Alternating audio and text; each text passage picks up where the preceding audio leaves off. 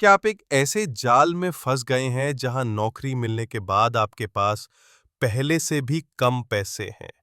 अर्थशास्त्री इस निराशाजनक स्थिति को वेलफेयर ट्रैप कहते हैं।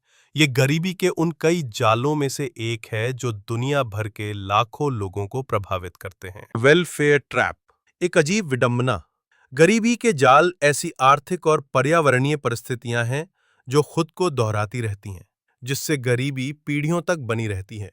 कुछ गरीबी के जाल व्यक्तिगत परिस्थितियों से जुड़े होते हैं, जैसे स्वस्थ भोजन या शिक्षा तक पहुंच की कमी। अन्य पूरे देशों को प्रभावित कर सकते हैं, जैसे भ्रष्ट सरकार या जलवायु परिवर्तन के चक्र। लेकिन वेलफेयर ट्रैप की अजीब विडंबना ये है कि ये उन नीतियों से पैदा होता है जिन्हें गरीबी से लड़ने के लिए बनाया गया है। इतिहास में ज्यादातर समाजों ने गरीबों की बुनियादी जरूरतों को पूरा करने में मदद करने के लिए कुछ रणनीतियां अपनाई। 20वीं सदी से पहले धार्मिक समूह और निजी परोपकारी संस्थाएं अक्सर ऐसी पहल करती थीं।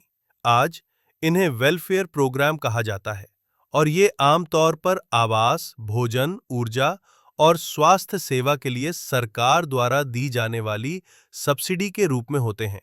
आमतौर पर ये कार्यक्रम साधन परीक्षणित होते हैं, जिसका मतलब है कि केवल वे लोग जो एक निश्चित आय स्तर से नीचे आते हैं, वे लाभों के लिए योग्य होते हैं। यह नीति ये सुनिश्चित करने के लिए डिजाइन की गई है कि सहायता उन लोगों तक पहुंचे जिन्हें इसकी सबसे अधिक आवश्यकता है। लेकिन इसका यह भी मतलब है कि जैसे ही लोग योग्यता सीमा से ज्यादा कमाते हैं, उन्हें लाभ मिलना बंद हो जाता है, भले ही वे आर्थिक रूप से इतने स्थिर न हों कि वहां टिक सकें। आर्थिक प्रभाव ये दुष्चक्र गरीबों और समाज दोनों के लिए हानिकारक है। मुख्यधारा के आर्थिक मॉडल मानते हैं कि लोग तर्कसंगत व्यवहार करते हैं, जो अपने विकल्पों की लागत और लाभ का आकलन करते हैं और सबसे फायदेमंद रास्ता चुनते हैं। यदि गरीब लोग जानते हैं कि उन्हें काम करने से कोई शुद्ध लाभ नहीं मिलेगा, तो उन्हें सरकारी सहायता में बने रहने के लिए प्रोत्साहित किया जाता है। बेशक लोग कई कारणों से काम करते हैं, जिनमें सामाजिक मानदंड और व्यक्तिगत मूल्य शामिल हैं, लेकिन आय रोजगार प्राप्त करने के लिए एक बड़ा प्रोत्साहन है, और जब कम लोग नई नौकरियां लेते हैं तो अर्थव्यवस्था धीमी हो जाती है, जिससे लोग गरीबी में रहते हैं और संभावित रूप से गरीबी की कगार पर खड़े लोगों को भी नीचे धकेल देते हैं। समाधान ढूंढना।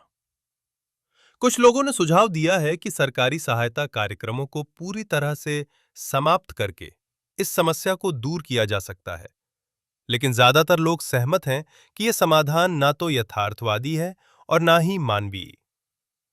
तो हम लाभों को इस तरह से कैसे डिजाइन कर सकते हैं जिससे लोगों को काम करने के लिए दंडित न किया जाए? कई देशों ने इस समस्या से बचने के लिए अलग-अलग तरीके आजमाए। संक्रमणकालीन लाभ।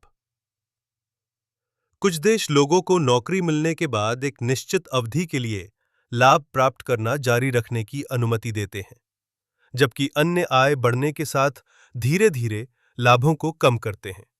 ये नीतियां अभी भी काम करने के लिए कुछ वित्तीय प्रोत्साहन को कम करती हैं, लेकिन वेलफेयर ट्रैप का जोखिम कम होता है। सार्वभौमिक लाभ। अन्य सरकारें अपने सभी नागरिकों को समान रूप से शिक्षा, चाइल्ड केयर या चिकित्सा देखभाल जैसे लाभ प्रदान करती हैं। Universal basic income. एक प्रस्तावित समाधान इस सार्वभौमिक लाभ के विचार को और भी आगे ले जाता है।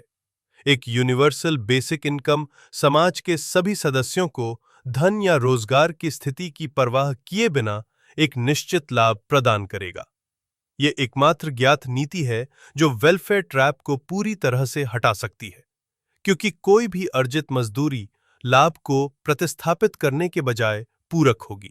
वास्तव में एक स्थिर आय सीमा बनाकर, जिसके नीचे कोई भी नहीं गिर सकता, बेसिक इनकम लोगों को पहली जगह में गरीबी में गिरने से रोक सकती है। कई अर्थशास्त्रियों और विचारकों ने 18वीं सदी से इस विचार का समर्थन किया है, लेकिन अभी के लिए यूनिवर्सल बेसिक इनकम काफी हद तक काल्पनिक बना हुआ है। हालांकि इसे कुछ जगहों पर सीमित पैमाने पर आजमाया गया है, लेकिन ये स्थानीय प्रयोग हमें इस बारे में ज्यादा नहीं बताते हैं कि ये नीति पूरे देश या ग्रह पर कैसे काम करेगी।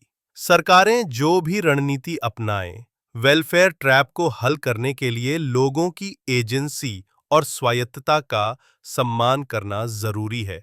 व्यक्तियों को अपने जीवन और समुदायों में दीर्घकालिक बदलाव लाने के लिए सशक्त बनाकर ही हम गरीबी के चक्र को तोड़ना शुरू कर सकते हैं।